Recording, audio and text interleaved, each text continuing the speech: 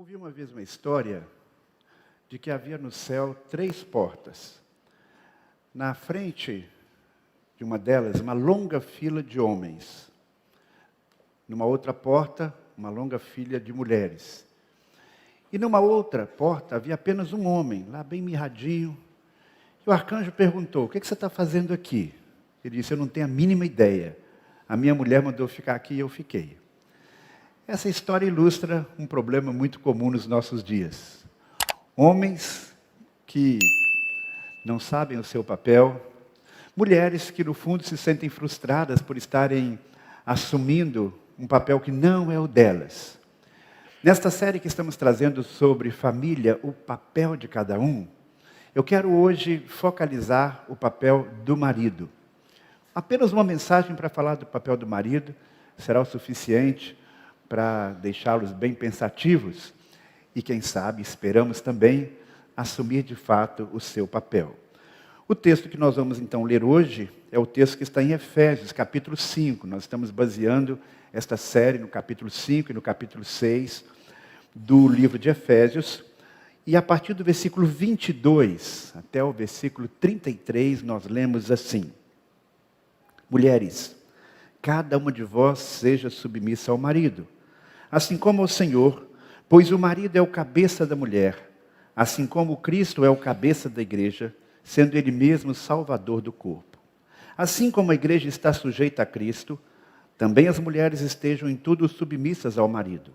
Maridos, cada um de vós ame a sua mulher, assim como Cristo amou a igreja e a si mesmo se entregou por ela, a fim de santificá-la, tendo-a purificado com o lavar da água pela palavra, para apresentá-la a si mesmo como igreja gloriosa, sem mancha, nem ruga, nem qualquer coisa semelhante, mas santa e irrepreensível. Assim, o marido deve amar sua mulher como ao próprio corpo. Quem ama a sua mulher, ama a si mesmo. Pois ninguém jamais odiou o próprio corpo, antes alimenta-o e dele cuida. Assim também Cristo em relação à igreja, porque somos membros do seu corpo. Por isso o homem deixará pai e mãe, e se unirá à sua mulher, e os dois serão uma só carne. Esse mistério é grande, mas eu me refiro a Cristo e à igreja. Entretanto, cada um de vós ame sua mulher como a si mesmo, e a mulher respeite o marido. Quando você lê esse texto, qual é o seu sentimento? Ele parece um texto fácil de ser interpretado, ou parece às vezes um pouco confuso? O apóstolo Paulo está falando de marido e mulher, de repente ele começa a falar de Cristo e da igreja. Por que que ele mistura esses deveres do homem e da mulher no contexto do casamento, com esse relacionamento e aquilo que Cristo é para a igreja e aquilo que a igreja é para Jesus Cristo? Antes de detalharmos o papel do homem no casamento, vamos analisar essa questão, porque ela é muito importante. Nós cremos que não foi uma confusão mental do apóstolo Paulo quando ele juntou essas duas ideias. Nós cremos que ele escreveu inspirado pelo Espírito Santo. Então, certamente há uma razão pela qual ele tratou desse assunto, falando sobre Cristo e a igreja e sobre o papel do homem e a mulher no casamento. Então, a primeira verdade que eu quero que você leve consigo nesta noite é algo que você precisa compreender, colocar em sua mente. O casamento do cristão, ele tem como propósito ser uma sombra do relacionamento de Cristo com a igreja. Vou repetir. O casamento do cristão tem como propósito ser uma sombra do relacionamento de Cristo com a igreja. Nós sabemos que no contexto da sociedade, muitas vezes se diz que o casamento é para tornar uma pessoa feliz, que a felicidade é o alvo supremo do casamento. O casamento existe para o prazer pessoal. Se este casamento não estiver produzindo esse tipo de satisfação, pule fora. É o que muita gente acredita e defende por aí. Enquanto vocês conseguirem ser felizes no casamento, enquanto vocês conseguirem contribuir para a felicidade um do outro, então, tudo bem. No dia que isso deixar de acontecer, tentem um pouco, talvez nem tentem, e desistam de tudo, cada um para o seu lado. Às vezes eu atendo alguns casais em crise, casais que estão num processo de separação, até que já se separaram, E quantas vezes eu já ouvi aquela frase, agora eu vou pensar em mim, agora eu vou preocupar comigo. E eu fico pensando que algumas vezes foi esse tipo de mentalidade que prevaleceu no fundo, na mente, no coração dessas pessoas. Elas não conseguiram pensar no casamento como algo maior, elas pensavam apenas nos benefícios pessoais que poderiam ter no casamento. E acabaram não cumprindo o seu próprio papel. Há determinados relacionamentos do relacionamento conjugal que nós só podemos compreender de fato quando nós nos casamos. Porque o casamento, na perspectiva bíblica, claro, Deus quer que ele traga prazer para a gente sim. Ele quer que seja um relacionamento satisfatório para o homem e para a mulher, e eles devemos buscar isto, não há nada de errado. O problema é quando nós achamos que é apenas isso. Quando não percebemos o casamento como algo maior, como sinalizando para um relacionamento que tem uma outra dimensão, o relacionamento de Cristo com a igreja. Ou seja, quando nós vivenciamos a realidade do casamento, como Deus planejou, nós passamos a entender, inclusive melhor, que tipo de relacionamento Deus quer ter conosco. Quando nós entendemos como deve se comportar um homem e uma mulher, que tipo de vínculo eles podem e devem cultivar, nós passamos a entender também um pouco melhor que tipo de vínculo Cristo tem conosco como a sua noiva. Os nossos casamentos são temporários e falhos, mas o relacionamento entre Cristo e sua noiva é eterno. E como tudo que é eterno, é muito importante que a gente pare para pensar sobre o que Deus planejou nesse relacionamento espiritual e no nosso relacionamento humano. É interessante que Paulo parece passar mais tempo nesse texto falando sobre o relacionamento de Cristo com a igreja do que mesmo sobre o relacionamento entre o homem e a mulher. Ele faz muitas referências a Cristo e à igreja. Mas quando ele faz essas referências, ele está estabelecendo um padrão. Ele está estabelecendo um conjunto de perspectivas para nos mostrar, para clarificar o papel. E nesse texto que nós lemos, com mais detalhes até sobre o papel masculino. Ele diz, este é um mistério profundo. Ele diz lá no final do texto. Mas eu me refiro a Cristo e a igreja. E o foco então desta passagem é como que explicitar esse mistério. O relacionamento de Cristo e da igreja à luz da dinâmica de um casamento, vamos dizer, ideal. A questão da autoridade e da submissão no casamento, então, não tem a ver simplesmente com uma lógica humana, com um princípio humano, conceitos humanos. Repito, o casamento sadio é aquele que de alguma maneira reflete o relacionamento de Cristo com a sua igreja, aponta para algo maior. E nesse sentido nós temos então Cristo como o cabeça nesse relacionamento com o seu corpo, que é a igreja. E a Bíblia diz com toda clareza que o homem é o cabeça do lar e a mulher deve lhe ser submissa. A submissão para muitas mulheres, em todo o mundo, e mesmo na nossa cultura, parece algo extremamente assustador, difícil. Sabe por quê? Dentre várias razões, porque a maioria dos homens não sabe exercer o seu papel. O grande problema que existe aí é porque o homem não exercendo o seu papel, como Deus planejou, a submissão feminina fica muito mais difícil, fica penosa, torna-se algumas vezes algo quase impossível de ser praticado. Agora, como é que o homem pode exercer então esse papel que Deus lhe concedeu? A sociedade atual depara com esse texto e vê então isso como sendo algo quase que impossível ou ao mesmo tempo algo injusto. Mas a audiência original desta carta, aqueles irmãos que receberam esta orientação da palavra de Deus através de Paulo, na verdade eles não ficaram achando estranho que Paulo estivesse recomendando que a mulher fosse submissa ao homem. Porque de um modo geral isso já acontecia naturalmente. Naquele contexto a maioria das mulheres eram mulheres submissas aos homens. O conceito novo que foi trazido aqui foi o fato de que a liderança masculina, o fato do homem ser o cabeça, teria um novo referencial. Não era o que eles imaginavam sobre ser o cabeça. Então nós temos que ler este texto com os olhos não da nossa cultura, que muitas vezes tem um sentido, uma interpretação muito diferente do texto e do contexto. Nós temos que tentar entrar no mundo bíblico e ler esse texto à luz do primeiro século. E aí nós vamos então chegar à palavra cabeça, que no original é a palavra kephalé. E esse termo é usado então na literatura grega para expressar o trabalho de líderes sociais e líderes estatais. Então esse termo cabeça, ele era utilizado principalmente para designar generais de guerra e imperadores. César Augusto, por exemplo, imperador romano, ele era visto como um kephalé pelo seu povo. E o povo como uma espécie de corpo deste imperador. Cabeça sendo visto como fonte de vida, que precisava ser protegida a todo custo, que era esta cabeça exercendo o seu poder em benefício próprio. Na hipótese da cabeça sofrer um ataque, todo o corpo sofreria.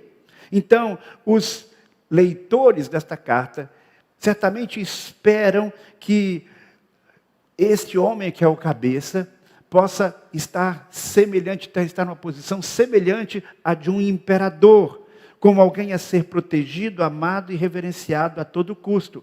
Mas este não é o ensino de Paulo. Aí é que entra a grande novidade.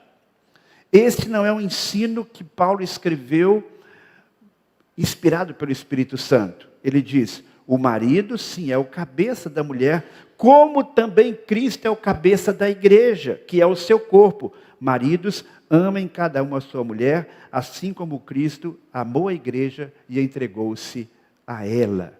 Então, a segunda verdade que nós precisamos compreender, além de entendermos que o casamento, ele tem como propósito refletir o relacionamento entre Deus e o seu povo, entre Cristo e a sua noiva, que é a igreja, ele reserva ao homem um papel diferenciado. Como cabeça, ele não é o cabeça como César. Ele não é o cabeça na compreensão popular do que significa ser o cabeça que comanda tudo. O marido é o cabeça segundo o modelo de Jesus. Grave bem isso. O marido é o cabeça segundo o modelo de Jesus. Então há um grande contraste entre César como cabeça e Jesus como cabeça. O marido cristão não tem um chamado para exercer o seu papel como um líder autoritário, egoísta, que quer forçar todos que estão sob sua autoridade a fazer aquilo que ele quer, a satisfazer os seus caprichos e todas as vontades. O papel de liderança que se requer do homem cristão é um papel que está ligado diretamente à pessoa de Jesus. O marido vai ter autoridade e exercer o seu papel porque Cristo tem uma autoridade sobre sua igreja e Jesus é esse referencial para ele. A esposa vai exercer o papel de submissão porque ela está numa posição semelhante à igreja que se submete a Jesus Cristo. É interessante que apenas nesse texto que nós lemos, 3 vezes Jesus aparece como modelo. No versículo de número 23, no versículo de número 25, no versículo 29, ele diz: você vai liderar como Cristo, cabeça, você vai amar como Cristo amou, você vai alimentar e cuidar como Cristo alimenta o seu rebanho. Ser submissa ou amar a esposa como Cristo amou a igreja. Ser submissa ao marido ou amar a esposa como Cristo amou. O que será que é mais difícil? Não vou entrar nessa polêmica aqui agora. Mas vamos entender, e talvez depois, no final do domingo que vem, você me diga o que você acha. Qual é o papel mais difícil de ser desenvolvido? Será o do homem? Será o da mulher? Muito bem, o marido é desafiado a liderar, revestido do amor sacrificial. Esse é o grande apelo desse texto. Marido, lidere, revestido do amor sacrificial. Versículo 25, 28 e 33, temos 3 vezes esse apelo sobre o amor. Num deles nós lemos: marido, cada um de vós ame a sua esposa como Cristo amou a igreja e a si mesmo se entregou por ela. Nós sabemos que Jesus foi um grande líder. Não apenas um líder dentre aqueles 12 apóstolos que ele convocou para caminharem com ele no dia a dia durante 3 anos. Aqueles multiplicaram em muitos outros. E Jesus, de fato, se tornou um líder mundial. A pessoa pode nem crer que Jesus é Deus, pode nem aceitar aquilo que Jesus fala sobre sua identidade, mas ninguém contesta que Jesus foi um grande líder mundial. Ele dividiu a história, ele tem milhões de seguidores em todo o mundo. E Cristo, então, é um líder que representa um grande exemplo. Um exemplo de uma liderança muito diferente de outras lideranças. Jesus diz claramente sobre a sua missão e sobre o seu modo de liderar. Ele diz: eu vim a esse mundo para servir. Eu vim a esse mundo para dar a minha vida em resgate de muitos. E quando nós olhamos para a vida de Jesus, nós vemos que ele trilhou realmente esse caminho do serviço árduo, do serviço sacrificial, com uma força tão grande que ele chegou até a dar a sua própria vida, quando ele morreu na cruz do Calvário. Quando nós estamos numa posição de liderança, pode acontecer, aconteceu também com o próprio Jesus, de sermos honrados, de sermos reconhecidos, de termos alguns privilégios. Mas nenhum de nós que deseja seguir a Jesus, que deseja seguir Jesus como líder, deve exercer a sua liderança pensando nesses privilégios, pensando nos benefícios, sejam emocionais ou materiais, que uma liderança pode trazer. Nosso grande desafio é olhar para Jesus, nós homens, e dizermos: eu quero liderar a minha família, como Jesus liderou. E como é que Jesus liderou? Com um senso de missão extraordinário, entendendo que para cumprir a sua missão, ele teria que se sacrificar. E nós também, quando seguimos a Jesus como homens, em alguns momentos nós temos que sacrificar a nossa própria vontade. Quando Jesus estava ali no Getsêmani, ele disse: Senhor, o Senhor sabe qual é a minha vontade, mas eu estou disposto a fazer a tua vontade.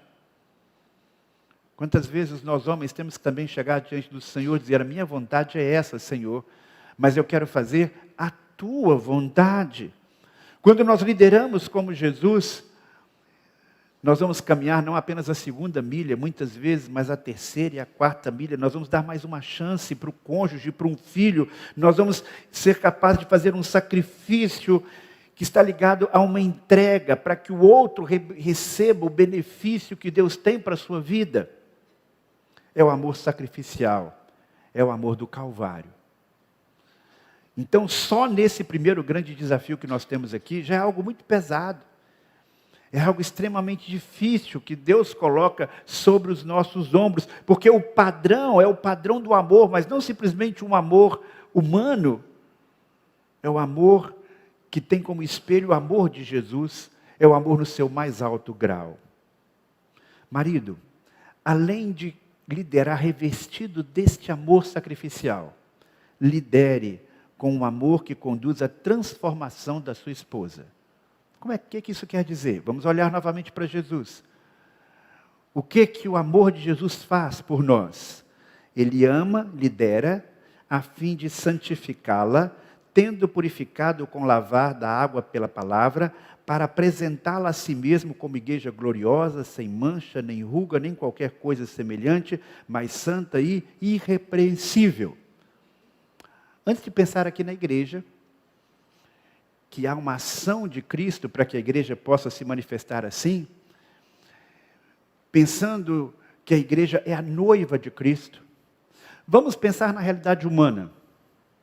Quando é que um homem consegue apresentar diante da sociedade a sua amada de uma maneira bela? Eu não estou falando aqui simplesmente da beleza espiritual, não. Estou falando bela fisicamente. Me parece que no dia do casamento, não é verdade? No dia do casamento, a mulher fisicamente fica mais linda do que nunca. Eu já fiz dezenas, talvez centenas de casamentos. Eu nunca vi uma noiva feia. Você já viu? Eles conseguem fazer verdadeiros milagres. É verdade. Até as feias ficam bonitas e as bonitas ficam lindas, não é? E por que tudo isso? Não é simplesmente a obra da maquiadora, não é simplesmente aquela roupa bonita que a noiva entra na igreja, não. É porque, numa situação de normalidade, há um brilho nos olhos da noiva. Há um relacionamento amoroso, cheio de paixão, cheio de alegria. E quem é que provoca tudo isso? Para quem ela se apresenta? Claro, para as pessoas, mas primeiramente para o seu noivo. Ela quer que a imagem que fique nos olhos, na mente dele, seja de algo inesquecível. Qual de nós aqui não se lembra da esposa, nós que somos casados, entrando no dia do casamento? Né? Me lembro quando a Dora apareceu lá na porta, era a moça mais linda do mundo. Meu coração até bateu mais forte. Tuc! Literalmente, é uma emoção muito grande. E eu sei que quem já casou aqui sabe do que eu estou falando. Esse amor, esse compromisso, faz com que a pessoa fique linda. É isso que Jesus Cristo faz com a gente. Quando a gente estabelece um relacionamento de amor com Jesus, quando a igreja cultiva esse relacionamento amoroso com Jesus, a igreja fica bonita. Não é bonita fisicamente, não é necessariamente um espaço físico bonito, mas bonito no sentido espiritual. Quando ela vai desenvolvendo esse amor, vão aparecendo na vida da igreja frutos espirituais. E esta igreja vai se tornando mais bonita, vai se purificando, vai se tornando cada vez mais bela.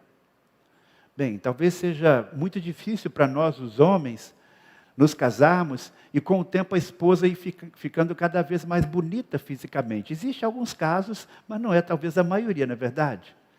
Porém, nós podemos e devemos almejar que com o passar do tempo, as nossas esposas possam ir sendo cada vez mais bonitas espiritualmente, mais parecidas com Jesus, mais santas. Não é isso que Cristo faz com a igreja? Não é isso que a convivência e a intimidade de Cristo com a igreja produz na igreja? Pois, bem, nós devemos desenvolver uma vida cristã tão bonita que possamos contribuir para que a esposa passe por um processo de santificação que a torne cada vez mais bonita, refletindo a luz de Jesus. Portanto, esta liderança de Jesus que nos transforma é um modelo para nós homens, para que com o nosso desenvolvimento espiritual possamos estar ajudando a esposa a se tornar também uma mulher cada vez mais piedosa, linda em boas obras. Olha que desafio tremendo. Deus opera no coração das pessoas, mas Deus nos usa para ajudar as pessoas no seu crescimento espiritual. E que marido é esse? Que homem de Deus é esse que não consegue influenciar a sua esposa? Especialmente se ela é uma serva de Deus, sensível à voz de Deus, ele vai ser um instrumento de Deus para aperfeiçoá-la. Esse é um grande desafio. Mas o marido também é desafiado a liderar revestido do amor cuidador. Assim o marido deve amar a sua esposa como ao seu próprio corpo. Quem ama a sua mulher ama a si mesmo, pois ninguém jamais adiou o próprio corpo, antes alimenta e dele cuida. Assim também Cristo em relação à igreja, porque somos membros do seu corpo. Uma coisa muito óbvia é que todos nós, numa certa medida, cuidamos do nosso corpo. Uns mais, outros menos, mas todos nós cuidamos. Todos nós nos alimentamos, porque precisamos do alimento para preservar a vida no corpo. E o que nós fazemos então? Nós procuramos prover o alimento para o corpo. E o que o texto está dizendo assim, como Cristo proveu o alimento para a sua igreja, como Cristo nutre a sua igreja, como Cristo cuida da sua igreja, o marido também é responsável por ser o provedor de sua esposa. Por isso que existe um papel diferenciado do homem nesse quesito. Não estamos querendo dizer de forma alguma que a mulher não possa trabalhar e ter o seu sustento e ter a sua carreira. Não é isso que está em jogo. Mas eu tenho certeza absoluta que toda mulher que é casada com um homem, e esse homem não quer cuidar de prover nada na casa, essa mulher vai ficar muito frustrada. Se ele não assume esse papel de ser um dos responsáveis, ou o responsável pelo sustento da família, ela vai olhar para esse sujeito e dizer, esse sujeito aí é muito bonzinho, é carinhoso, é educado, mas é preguiçoso. E será que se ela tiver o olho bem aberto, ela vai querer casar com ele? Imagino que não, né? Mas tem muita gente que se ilude. Tem mulher que está tão desesperada que o cara já está explorando ela no tempo do noivado e do namoro e ela não percebe. Mas lá na frente ela vai perceber. E vai vir uma frustração muito grande. Não é verdade?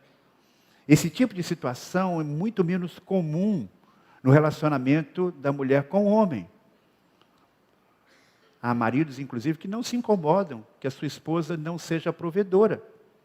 Às vezes ele tem meios e recursos para manter a sua família e diz, querida, fique aí, se você quiser, se você se sentir bem, cuidando dos nossos filhos, está tudo bem. Porque há uma responsabilidade diferenciada, ainda que a mulher possa participar do sustento para a sua realização e tantas questões, mas essa responsabilidade, de uma forma especial, pesa sobre os homens do homem. E ele diz, ou você vai cuidar da sua esposa, da sua família, como você cuida do seu próprio corpo. Você não busca se alimentar, você não busca ter conforto, proveja tudo isso para a sua família.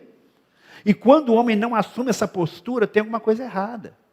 Aquele marido que diz, não, isso aqui é meu, isso ali é seu, essa aqui é a minha comida, quando ele se preocupa muito mais com a sua aparência do que com a sua família, com a sua esposa, quando ele veste roupa de grife, mas para a sua esposa pode ser qualquer coisa lá na Beco da Poeira. Existe esse beco ainda? Existia, né? Pois é. Então, veja só, é uma distorção. Aí você vai pensar, pastor, isso é um absurdo. Não, não é absurdo não, gente. Tem marido que trata assim a sua esposa. Não dá a ela um mínimo. Ou melhor, dá a ela apenas o mínimo. E ele, então, todo bonito, todo cheiroso, todo sei o quê, e a mulher lá, coitada, não é? Passando um aperto tremendo, os meninos. Essa atitude egoísta mostra claramente que ele não entendeu qual é o seu papel. Ele deve fazer muito mais por ela e pelos filhos do que por si mesmo. Cuida do outro como cuidaria de si.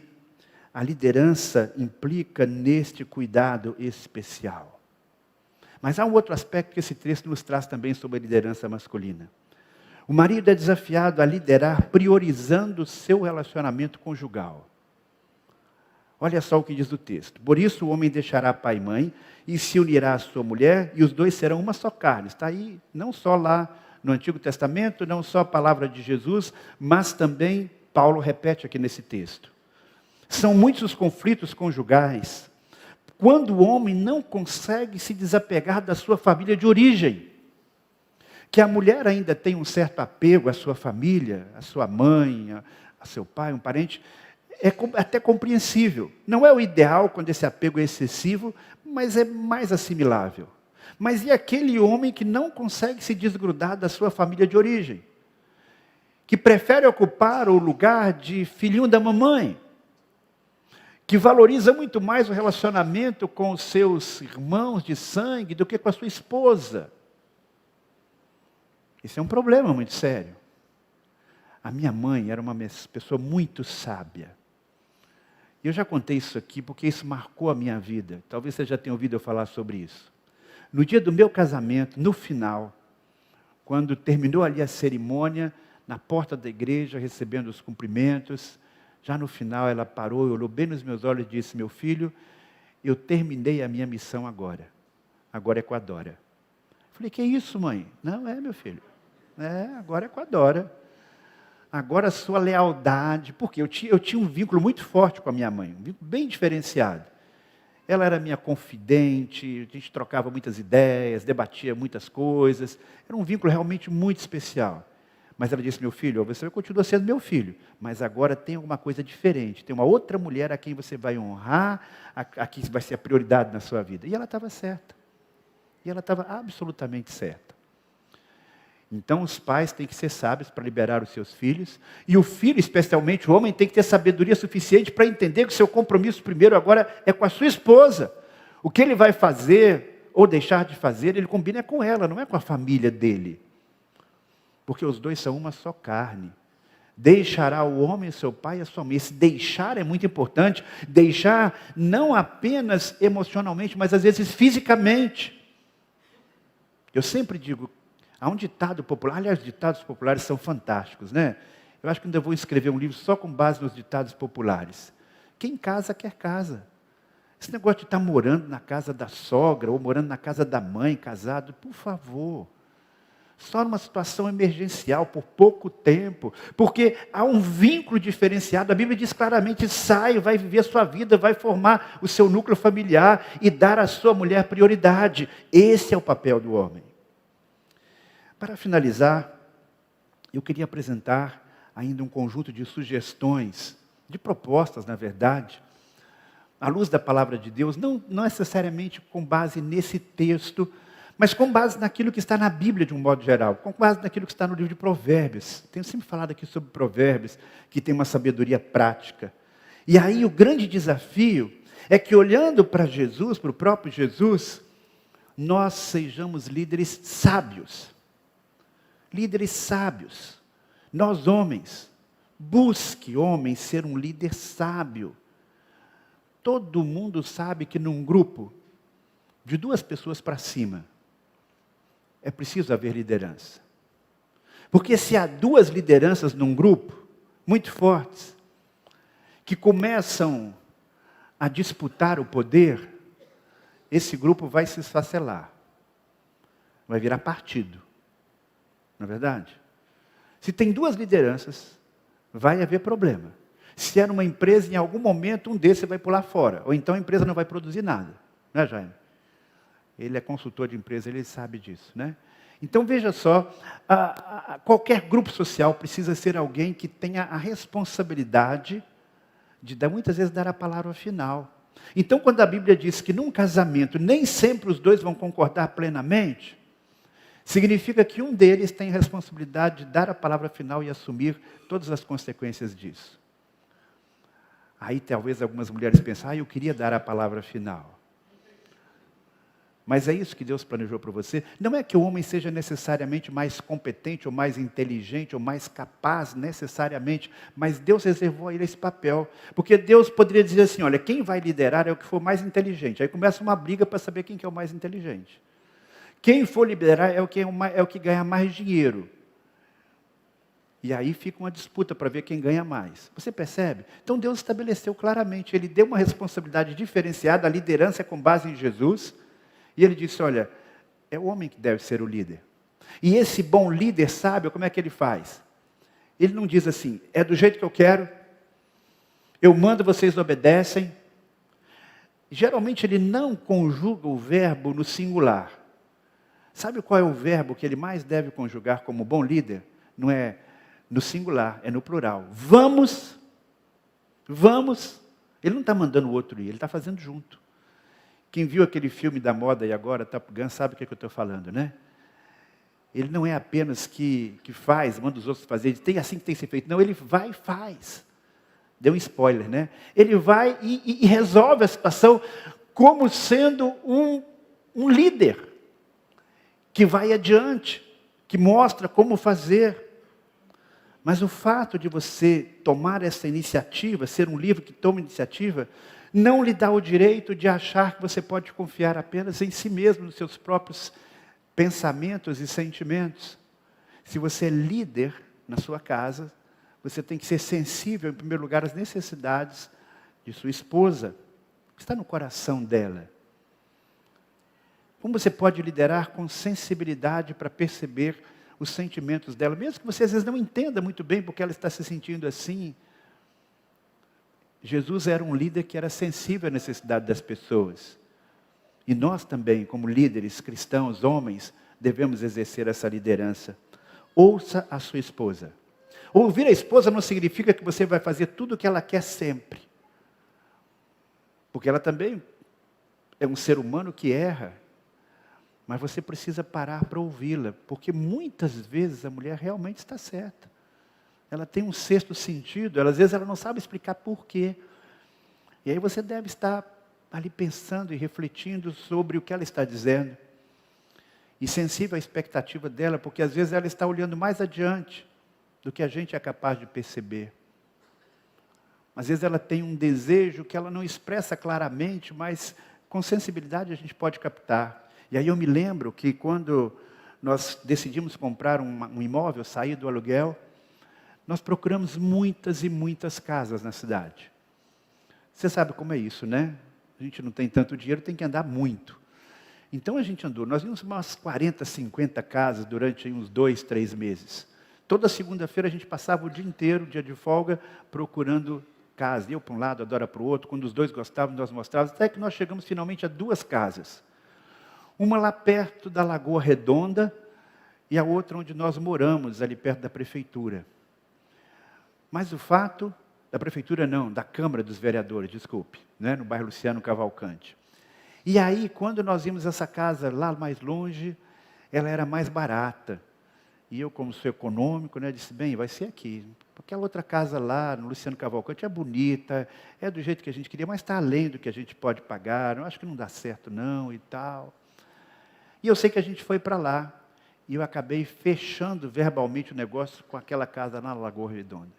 Mas quando eu estava voltando com o carro, passando perto desta casa, no Luciano Cavalcante, onde a gente mora, Dora olhou assim para a rua e disse, a casa que eu queria mesmo era essa aqui.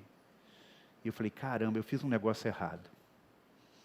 Ela tá apaixonada por essa casa. Só que eu tinha feito um acordo com o construtor da casa, com o dono dessa casa.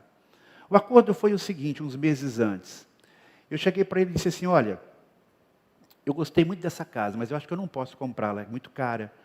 Mas faz o seguinte, se aparecer um comprador, você me avisa, olha, estou com um comprador aqui, e eu decido na hora se eu vou ficar com a casa ou não. E se eu achar uma casa que eu goste, eu também aviso você. Disse, olha, abri mão da casa, pode vender sem se preocupar comigo. Esse foi o acordo que nós fizemos.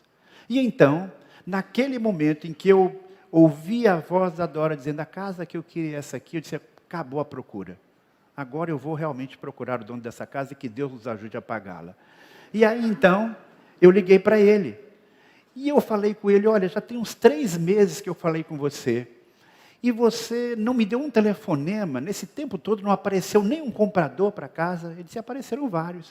Eu falei assim, por que você não me ligou? Porque toda semana sua esposa ia lá e ficava olhando a casa, e olhando a casa. Eu não tive coragem. Eu não tive coragem de vender, para oferecer para ninguém. Eu dizia que a casa já estava comprada, que a casa era do pastor. Todo mundo já sabia, né? Deus já sabia, a Dora já sabia, o comprador já sabia, só eu que não sabia. Mas assim é a vida, não é verdade? Então você tem que pedir a Deus sabedoria, porque muitas vezes Deus vai usar a sua esposa para trazer algo que Deus tem para você.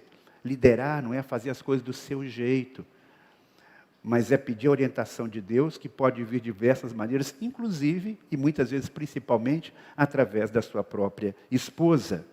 Por isso, o grande desafio é avaliar a vontade de Deus para você e para a sua família. Eu tenho uma outra história que eu já contei aqui, mas acho que vale a pena repetir, porque muita gente eu acho que não ouviu, e a pessoa que nos acompanha pela internet talvez não saiba também. Quando a gente tem que mudar de uma cidade para outra, muitas vezes é um grande desafio. Não sei se acontece com você, mas todas as vezes que eu tive que mudar de ministério, mudar de cidade, eu orei muito, eu fiquei vivendo uma verdadeira crise para saber, Senhor, é a tua vontade ou não. E não foi diferente quando nós recebemos o convite para deixar Teófilo Otoni e vir morar em Fortaleza e pastorear essa igreja. E nós tínhamos um apego muito grande àquela igreja em Teófilo Otoni, a primeira igreja batista de Teófilo Otoni. Uma igreja que eu tenho um carinho até hoje. E Dora, embora não tenha sido criada ali, mas ela serviu a Deus ali comigo durante uns 5 anos, e ela também tinha um vínculo muito grande com aquela igreja. E eu me lembro que se foi doloroso para mim deixar Teófilo Otoni para vir para cá, para ela foi muito mais. E ela realmente estava relutando, embora aceitasse a minha liderança, mas no dia da mudança, nós já tínhamos passado por todas as casas dos irmãos para fazer a despedida, nós já tínhamos feito o culto de despedida na igreja, todas as homenagens, tudo já tinha acontecido. Era o dia que o caminhão da mudança ia chegar. E eu me lembro que a gente acordou cedo aquele dia, 5:30 da manhã, e a Dora virou para mim e disse assim, bem, você tem certeza que é para a gente ir para Fortaleza mesmo? A essa altura já estava tudo recebido. Deu vontade de dizer assim, nem que eu não tivesse certeza, mas agora não tem mais jeito. Eu já dei a palavra em Fortaleza, a gente já fez todas as despedidas aqui, como é que eu vou dizer, não gente, eu mudei de ideia. Né? Por que eu não atendia esse desejo dela de alguma maneira? Porque eu tinha absoluta convicção que Deus tinha nos chamado para cá. Não tinha dúvida. Então, quando você tiver uma absoluta convicção de que Deus está indicando você um outro caminho, você não tem que fazer aquilo que a sua esposa está sugerindo. Pode parecer contraditório com o que eu disse agora há pouco, mas esta sensibilidade você tem que pedir a Deus, para que você lidere efetivamente. E, meu irmão, não abra mão desta responsabilidade que você tem. Não abre mão, porque no fundo, mesmo que a sua esposa aparentemente seja insubmissa, no fundo ela quer que você lidere. Ela quer que você lidere. Eu sempre digo isso quando eu penso nessa temática. Eu sou pastor há muitos anos. E eu nunca recebi uma mulher no gabinete pastoral para dizer assim, pastor, olha, eu estou aqui para reclamar do meu marido, porque ele é um bom líder, ele toma iniciativa, ele resolve as coisas, ele realmente é proativo. Nunca vi uma mulher dizer isso contra o seu marido. Mas eu já vi muita mulher dizendo, pastor, estou aqui porque está difícil. Meu marido não toma iniciativa, não decide nada, não é proativo, não assume a liderança espiritual da nossa família. Eu estou cansada de ser a pessoa que fica puxando a minha família. Será que isso é uma coisa por um acaso? Será que isso é uma coisa cultural? Eu creio que não. Eu creio que, de fato, Deus deu ao homem uma responsabilidade diferenciada. E cabe a nós, homens, assumirmos isso de maneira constante. E uma das coisas importantes nesse contexto é não obrigar a sua esposa a ser submissa. Olha, a Bíblia está dizendo, você tem que ser submissa. Quando você tem que usar esse argumento, meu amigo, sua liderança já foi embora. Você vai conquistar isso com sabedoria, fazendo a sua parte e orando para que Deus coloque na sua esposa, se ela não tem, um espírito de submissão. E uma das maneiras para você fazer isso é, de fato, assumir a liderança espiritual da sua família. Quem é que vai chamar a família para orar? Quem é que vai chamar a família para ler a Bíblia? Quem é que na hora do almoço vai determinar, inclusive, quem vai orar? Tem homens tão apagados espiritualmente que ele não toma nenhuma providência espiritual na sua família. Todas as ações que envolvem qualquer atividade religiosa é a mulher. É a mulher que traz os meninos para a igreja, é a mulher que determina quem vai orar na hora das refeições, é a mulher que chama para fazer o culto doméstico. Está errado.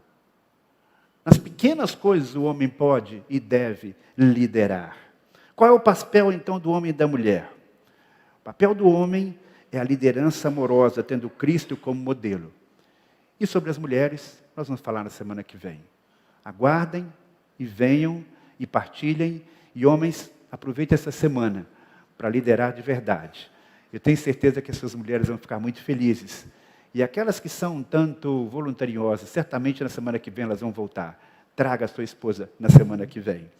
Vamos orar então? Vamos pedir que Deus esteja nos conduzindo para aplicar essas verdades às nossas vidas. Feche seus olhos, vamos falar com Deus. Pai do céu, muito obrigado, porque nós temos o Teu Santo Espírito que nos guia. E nós temos, ó Pai, a Tua Palavra que nos orienta também.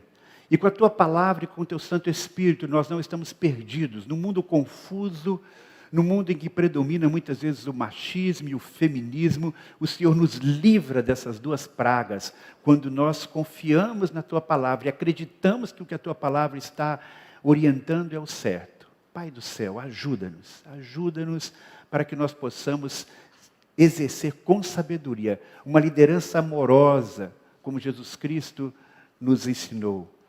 E nós te pedimos que nos conceda esta disposição de uma liderança sacrificial, de uma liderança cuidadora, de uma liderança, Senhor, que é usada por Ti para abençoar e fazer florescer na nossa família o que existe de melhor, os frutos do Teu Santo Espírito, tornando o nosso lar um lugar bonito, cheio da Tua presença.